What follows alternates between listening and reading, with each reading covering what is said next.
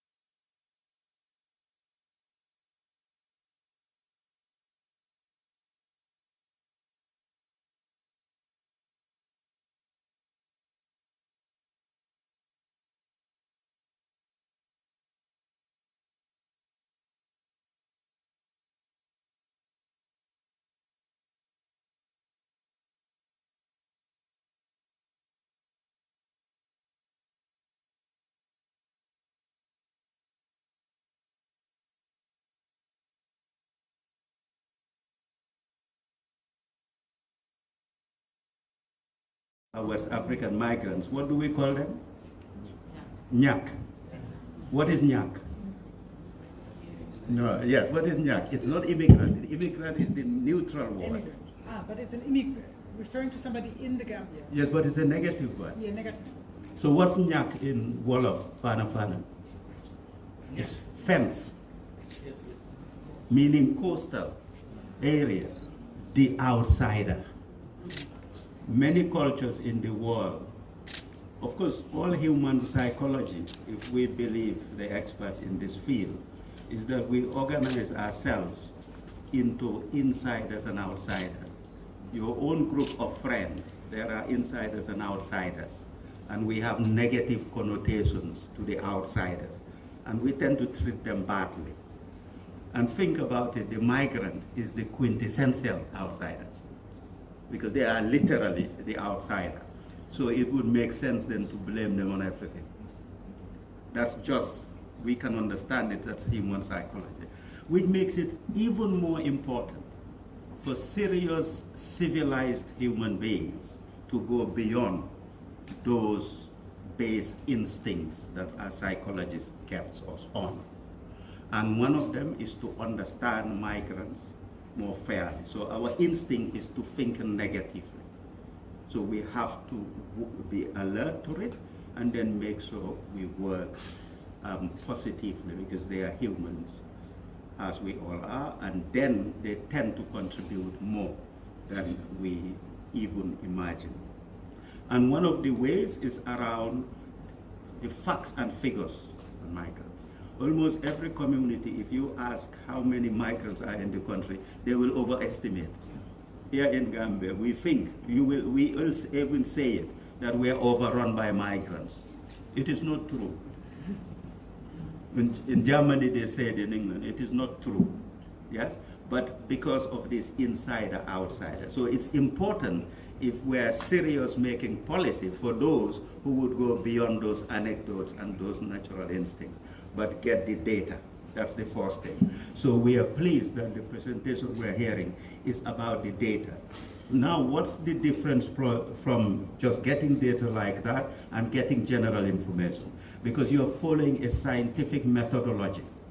What makes it scientific is you can show, this is how I find the data, this is the reason why it is good, and everybody can see it and criticize it, the methodology, and use it to test it or to disprove it. So it's open, that means knowledge improves. So scientific data in that sense is important.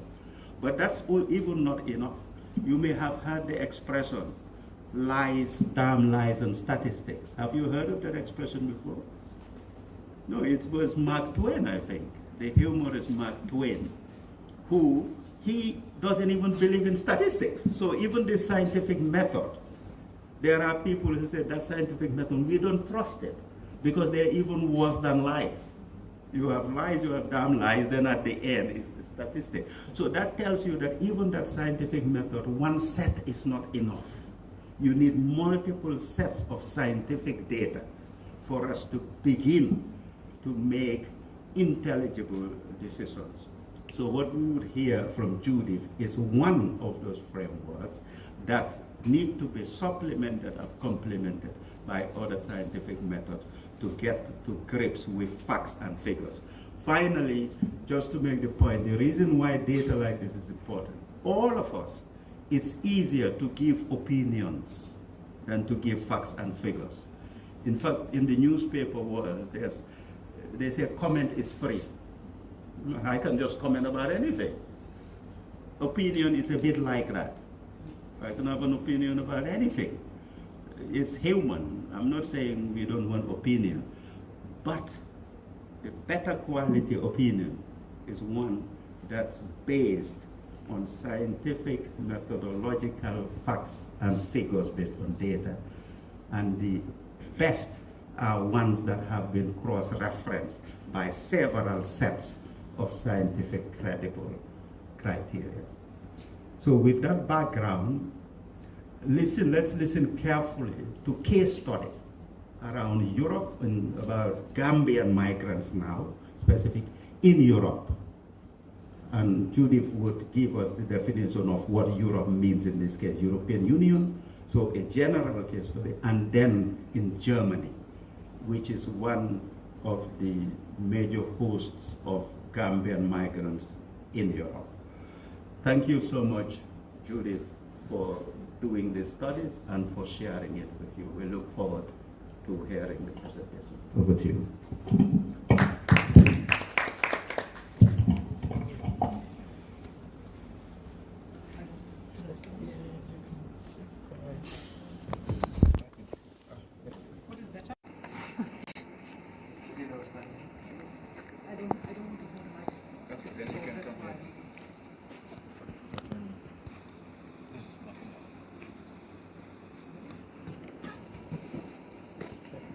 Yeah, no problem.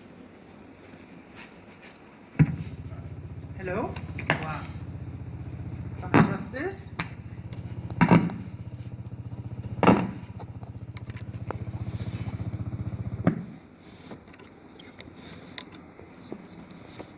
Hello? Better? Yes. You hopefully hear me well? No? Yes? Okay. Nobody's nodding, but I assume you hear me well. Thank you very much for that kind and very thoughtful introduction, Professor Judith Altrogge. It is an honor.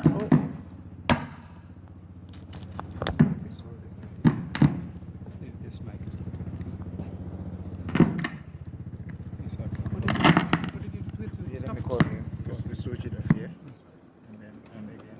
Yes, it's okay. So if you touch it. Don't please. touch it. yeah, okay. Yeah, can you put it? Oh, you put it. Yeah. Yeah, you can. You can put it here. Is it a magnet? Yes.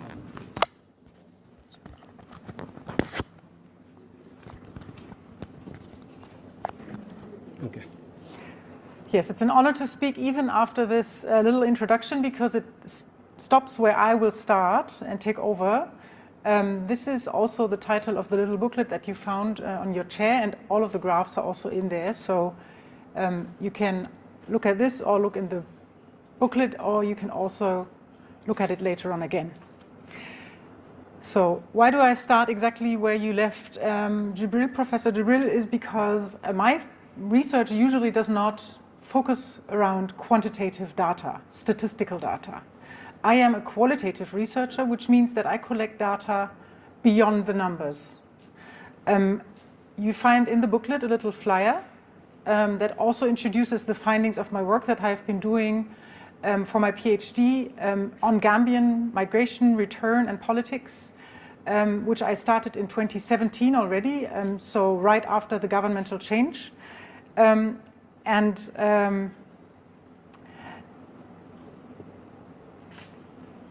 Yes, and over these times, I have led more 100 open interviews with people that have something to say and tell about migration, some people that experience migration, and I talk to them about their experiences around it.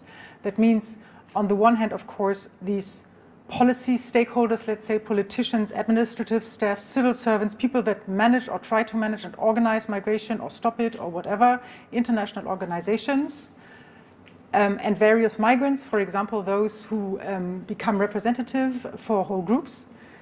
And then I also did a longitudinal study with a strong focused panel longitudinal study among people that returned from Germany on a program called Assisted Voluntary Return and Reintegration, which also exists for people who want to come back from Europe, not only from Libya, where you usually know it for, and deportees. And I had a very intensive longitudinal panel where I followed up on them over a couple of years. And the findings of my PhD work on that topic I organized also in the little flyer. You can find as three main takeaway topics. One is, as I said, the role of or the trajectories after assisted voluntary return and deportation from Germany, and the role of financial assistance therein. So how do they do? Do they do differently over time? Are deportees better off, worse off after a long period than those who returned so-called voluntarily? And then I also did a lot of work on the political influence that migrants gained over the gained over the years in the Gambia, influencing politics in different ways, different groups of migrants influencing politics in different ways. Here in the Gambia, of course, they could also influence politics in the destination country, but I focused on their impact after the governmental change on the transition or the democratization in the country, which could also include diaspora politics. And then I also reflect a little bit on who is and versus who should be made responsible for the reintegration after return.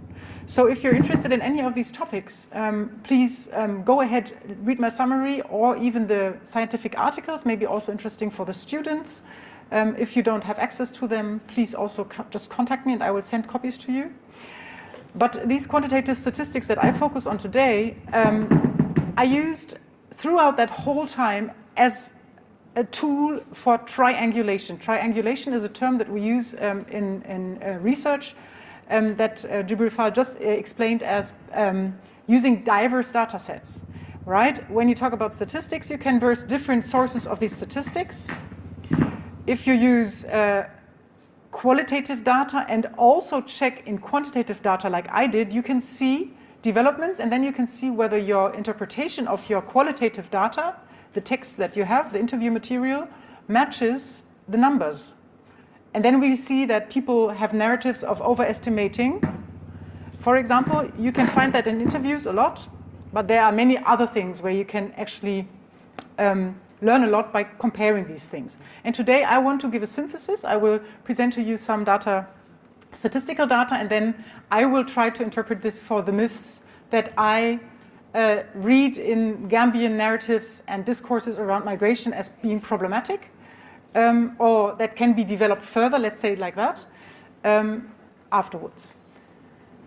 And also, just to say, I didn't ever collect quantitative data, right? I use the data that I could find in databases by statistical offices that it's just I don't know. Okay, maybe it's just the position, huh? I can hold Okay. it for you. Nah, come on.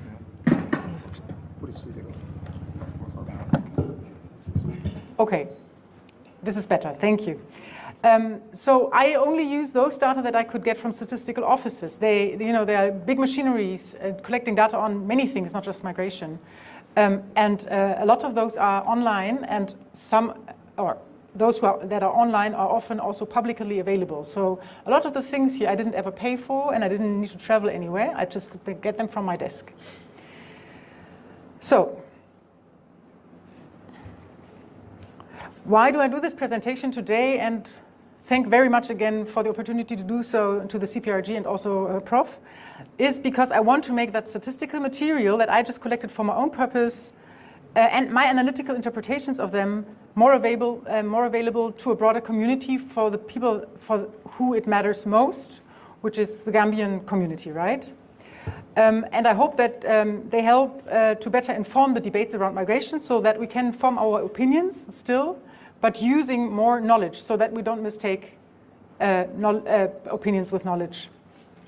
And for that reason, I also put the booklet online on the website of the CPRG. And if you find it interesting, you don't have to give away your hard copy to somebody. You can also just share the link.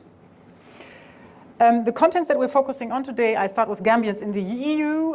How many are there, but also how do they get there, or how did they get there over the years? Then I look into trends. As I said, trends in the irregular migration flows especially, and the use of the different pathways. And then I focus a lot on Gambian migrations in Germany, which is of course related to my work and might sound maybe a little bit particular to you, but maybe you also know somebody in Germany and will learn a little bit more about the situation that they might be in already, or that people might end up in when they think about going now. Okay, so this is the first graph. Nice and colorful. It tells us the Gambian community size since 2010 and how it developed in all over the EU. And as Professor Jibril already mentioned, the EU does not include the UK since some time, as we all might know. And that's also a little bit, no, I don't want to say it's good, it's bad in very many ways, but the UK counts migrants very differently too, so it's a lot more difficult to include UK's data. So that's why I didn't decide to include it here as well, even though we know that the UK diaspora community among Gambians is also very significant. So, but of course, we have to also work with what we have. This is it. So we know from these statistics that were published in Eurostat, that there's a European Statistical Office, that in 2025, there were around 77,000 Gambians living in the Gambia, which you see up here. It's the black line is the total. What did I say? Oh, no, Gambians, oh, obviously not in, in the EU. And we can also see that it has grown strong, right? Since 2010, there are almost 50,000 more when there were only 30,000 to start with. And that growth happened particularly strongly between 2014 to 2018, where the community almost doubled. Then it slowed down for some years, but then paced up again in 2022. And since then, 50. And how many people went to Spain and also worked there in agriculture and so on. But we see that when the influx happened in 2014, the communities didn't grow in Spain. It even declined a little bit because there's always people leaving, there's always people dying. Maybe there's always sometimes people also moving onward to another country. But the communities, they grew in Germany and Italy the strongest. Okay. Now, This one will be the irregular migration flows slide. And this is based on data that I get from Frontex, which is the border guard agency, something like that, or just border agency, who are not a scientific body to collect data, but what they do is they register everybody that arrives at the physical borders of the EU. So everybody that made it after having started in the Gambia or any other origin country, and make it to one of the border posts. And here on the left-hand side, you can see how over the years, different amounts of people have arrived at those borders. From 2010 to 2025 again, you see it was low until 2012, then it started rising. The peak was in 2016 with almost 13,000 Gambians arriving in only 1 year. And then it slowly declined, or not slowly actually, quite quickly over the past of 2 years to this amount. And then it rose again. In 2023, there was another peak, and then it fell again.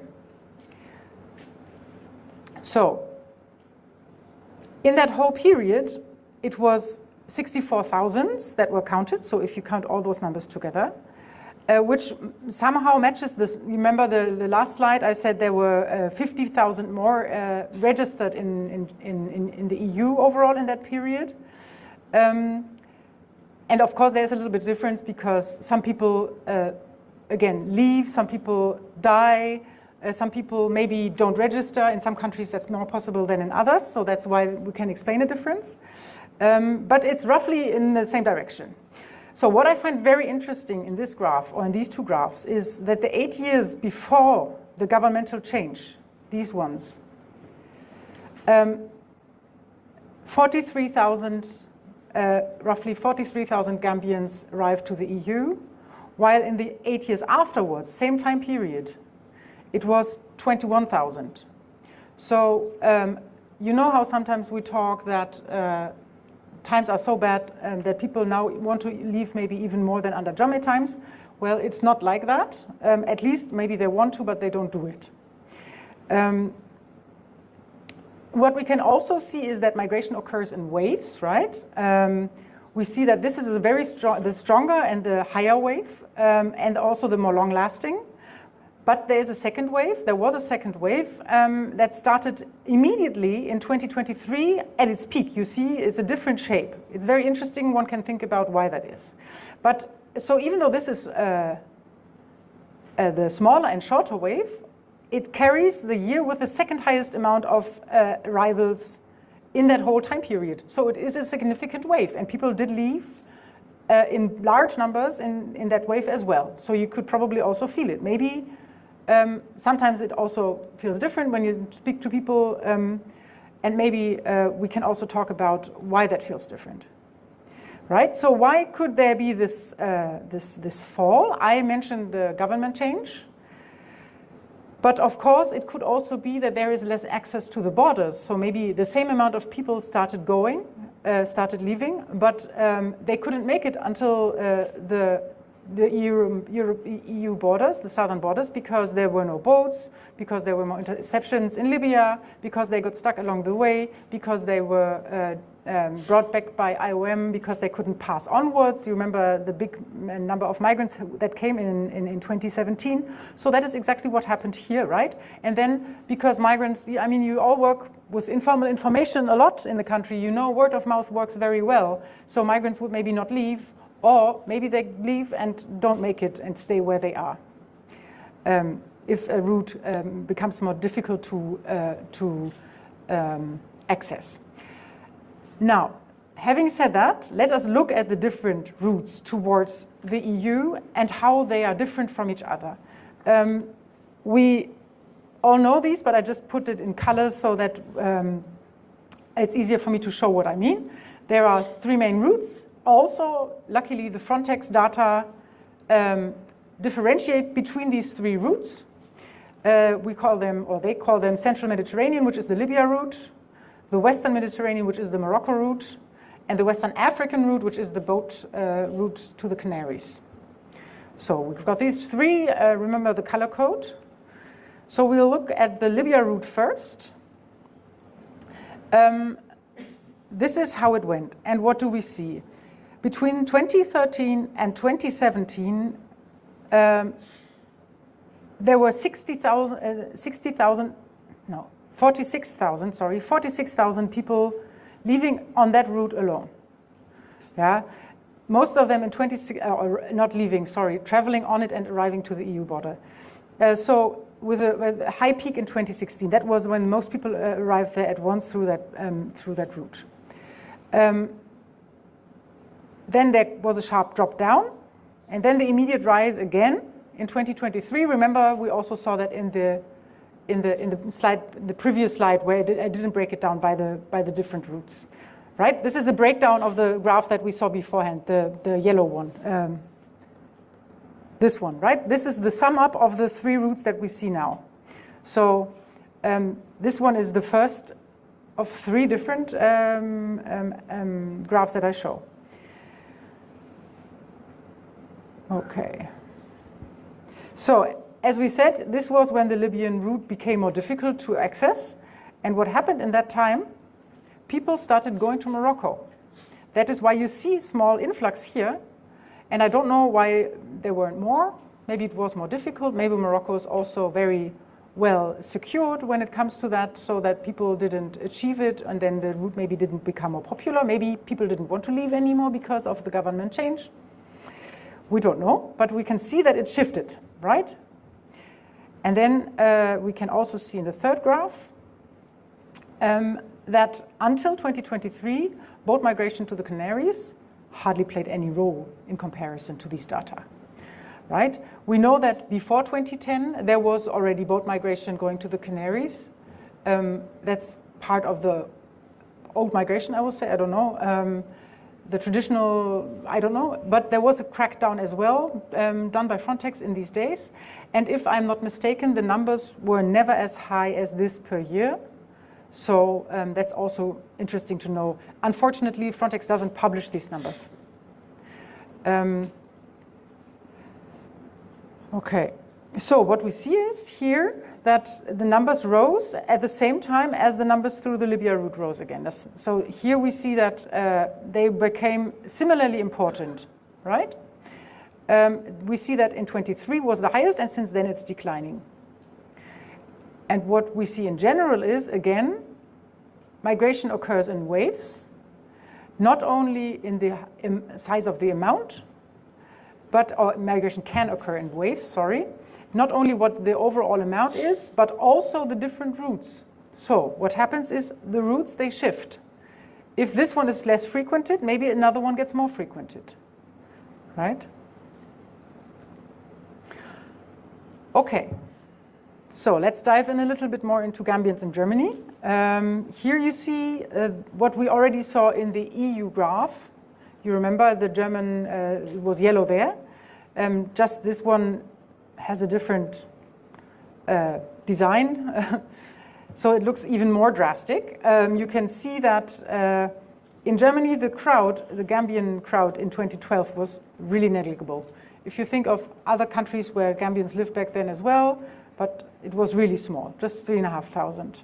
And then from 2012 to 2016, that was when it increased rapidly. It more than quadrupled in only these 4 years. And since then, the size has remained almost the same. So since then, the overall community has not been growing. That doesn't mean that not new people have been coming, but also people have been going, right? Again, some people leave, maybe voluntarily, maybe involuntarily. Some people migrate onwards, go to another different country in the EU or fly to the US or whatever. We don't know. We also don't know how many there were. And some people also die, elderly, whatever. Gambians in Germany can just die as well, right? So that it seems to be, there was a balance, right? So how do we know how many new arrivals were there at that time? We can look at the asylum applications in Germany. Because when people arrive to Germany, after traveling on an irregular route, they might apply for asylum